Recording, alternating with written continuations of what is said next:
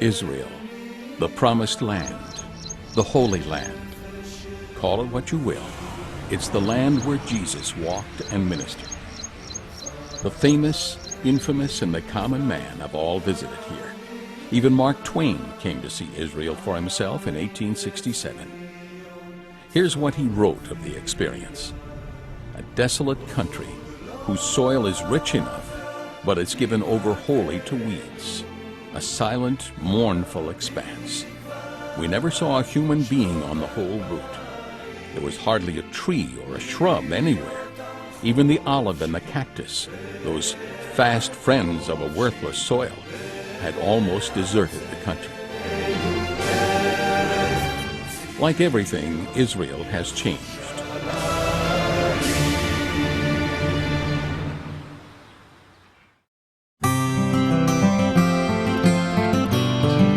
Unlike Samuel Clement's visit, contemporary visitors travel in style and find the place well populated and mostly modern.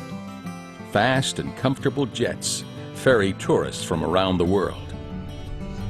And now we welcome you to join us as we take a tour of the Holy Land. Join us as we walk where Jesus walked. Listen to the guides and sounds. In a moment, you will almost think you can smell the air of Israel.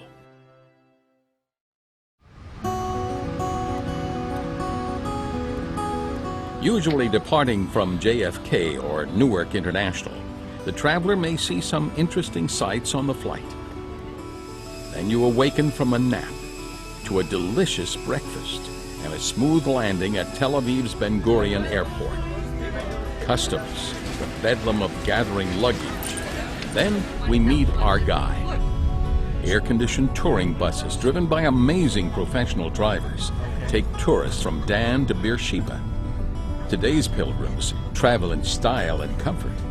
In the coming days of excitement and education and spiritual enlightenment, he or she will translate, befriend, and help us understand the new and the unusual. On this trip, our guides are Pilar Arnheim and Menachem Wertheim.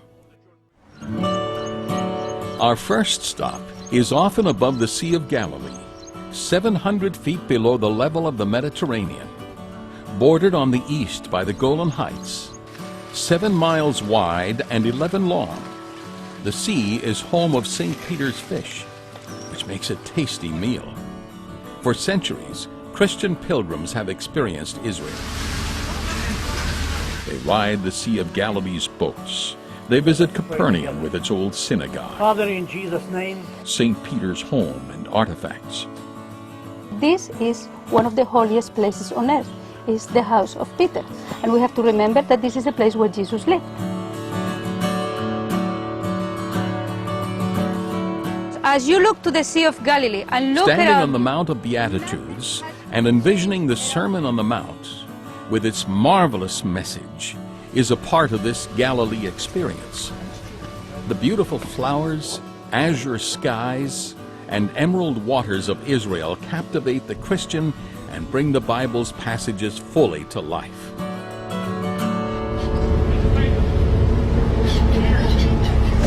As hungry gulls swoop and dive, the warm breezes caress your cheeks, and you forget that there was a time when the waves were fearful and the storms were perilous.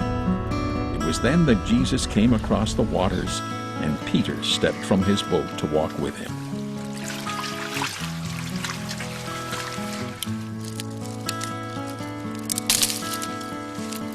A short distance away and high in the Galilee mountains lies Nazareth. In this city of Jesus' childhood is a place where Bible time is recreated. Nazareth village demonstrates in word and locale how the people lived, what they ate, how they worked. Even in a carpenter's humble shop. Usually tours will spend about 3 or 4 days in the northern part of Israel. This is the Galilee where Jesus carried out so very much of his ministry. You will even have an opportunity to be baptized in the Jordan River if you choose.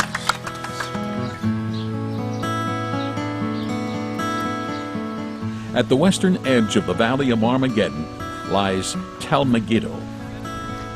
It is here that Solomon placed one of his military cavalry posts.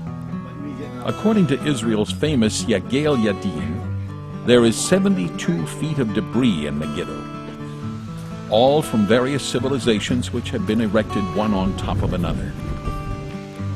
The Egyptian Thutmose III fought victoriously on this ground. King Ahaziah did not fare as well and died there, after being wounded at the town of Jezreel, 9 miles to the east. The book of Revelation speaks of another battle that will occur here, where blood will reach the horses' bridles.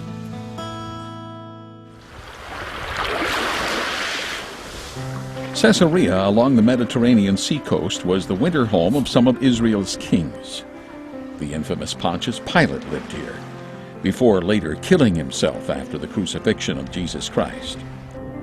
This beautiful area is the location of a restored Roman amphitheater, where each year theater groups perform for the public. It is here that the Apostle Paul made his eloquent presentation of salvation and ministry to the Roman governors Felix and Festus, and to the Israeli king Agrippa. His words were so moving as he spoke from this place that Agrippa proclaimed, "Almost thou persuadest me to be a Christian."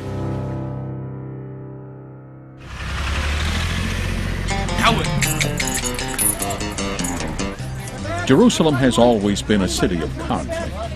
Today it is especially so. Crowded, impoverished, and full of a volatile mix of religions, Jerusalem still has lost none of its allure.